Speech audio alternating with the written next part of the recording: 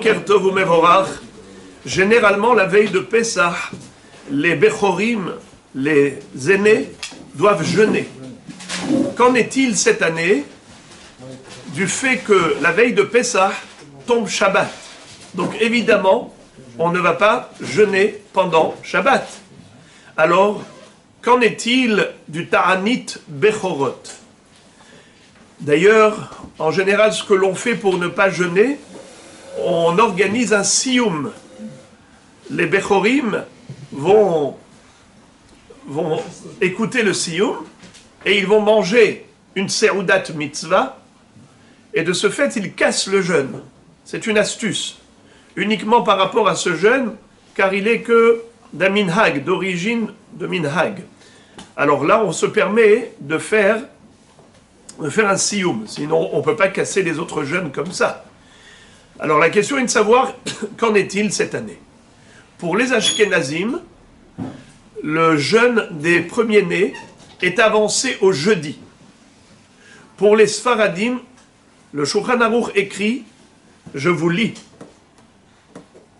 Imhal Erev Pesach Beshabbat, si la veille de Pesach tombe Shabbat, Yesh Omrim Shemit'anim Abechorot Biyom Hamishi. Certains disent qu'il faut avancer le jeûne au jeudi. Veyesh Omrim She'enam Mit'anim Klal, que le jeûne est annulé totalement. S'il n'a pas lieu en son temps, veille de Pessah parce que c'est Shabbat, eh bien, le jeûne est annulé totalement. Nous avons une règle. Lorsque le Shulchan Aruch s'exprime de cette manière et qu'il dit Yesh Omrim, Veyesh Omrim, Halacha Keveyesh Batra. La halacha est comme le deuxième Yesh, le Veyesh. Donc, puisque au début il a dit certains pensent qu'on l'avance au jeudi, mais certains pensent qu'on l'annule totalement, sous-entendu que d'après la stricte halacha du Shulchan Aruch, le jeûne est annulé totalement pour les Sfaradim. Tandis que pour les Ashkenaz, le Rama nous dit Aval yesh linhog kisvara harishona. Mais lui, le Rama pour les Ashkenaz, il dit non, il faut jeûner. Seulement, il faut jeûner le jeudi qui précède, pas le vendredi, parce que puisque de toutes les façons il est décalé, on ne va pas le décaler au vendredi pour ne pas se retrouver fatigué le soir de Pessah. Alors on l'avance au jeudi. Décalé pour décaler, alors on l'avance à un jour de plus. Maintenant, le Yalkut Yosef nous dit, bien que le Shulchan Aruch a été permissif pour les Sfaradim, celui qui peut écouter un siyum, c'est mieux. Et c'est ce qu'on fera, Be'ezrat Hashem.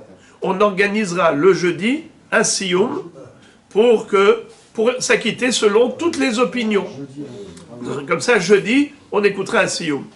Il faut le savoir que le Rama, je vous lis, le Rama dit, en général, Nohagim ksheha'av bechor, ha'em mit'ana tahat bena ha'bechor kshe'adain katan. Ve'im en ha'av bechor hu mit'ane be'ad beno ad she'igdal.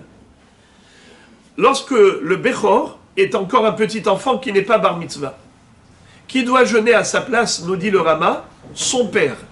Mais si le père lui-même c'est un Bechor, de toutes les façons, il devait jeûner pour lui-même, donc il ne peut pas remplacer son fils. Qui va remplacer le fils aîné? La maman, jusqu'à la bar mitzvah. Eh bien, le Yalkut Yosef nous dit, même dans ce cas-là, on n'a pas, c'est-à-dire, même si on a ce minhag de jeûner à la place de l'enfant, mais lorsque ça tombe comme cette année, où le jeûne a été reporté, alors ça suffit que les premiers-nés bar mitzvah jeûnent, mais pas la mère ou le père qui n'est pas Bechor, et ainsi de suite. Pareil, les femmes qui jeûnent, parce que vous savez, il est écrit dans le Shulchan Aruch, toujours Siman Taf Ain Saif Aleph. Le Shulchan Aruch nous dit Yesh mi she'omer she'afilu nekeva bechora mit'ana. En général, même une femme doit jeûner si c'est une fille aînée. Une fille qui est premier-née de sa famille doit jeûner. Pourquoi? Parce qu'en Égypte, quand il y a eu la plaie la mort des premiers-nés, même les aînés, filles, ont succombé à la Makat Bechorot, pas uniquement les garçons. C'est pour cela que certains disent que même les filles d'Israël, qui ont mérité d'être épargnées, doivent jeûner ce jour-là. Mais le Rama rajoute « Ve'en ha-minhag ken ». Le minhag n'est pas ainsi. Et pourquoi? Le Mishnah Berurah explique, étant donné qu'une femme n'a pas la kedusha du Kohen, une femme, elle a le droit de rentrer au cimetière, un Kohen n'a pas le droit de rentrer au cimetière, une fille Kohen, elle peut. Ce qui veut dire que la fille Kohenette, elle ne va pas servir dans le Beth Amikdash. De ce fait, elle n'a pas le devoir de jeûner, puisqu'elle n'a pas la kedusha de Bechor, à proprement dit.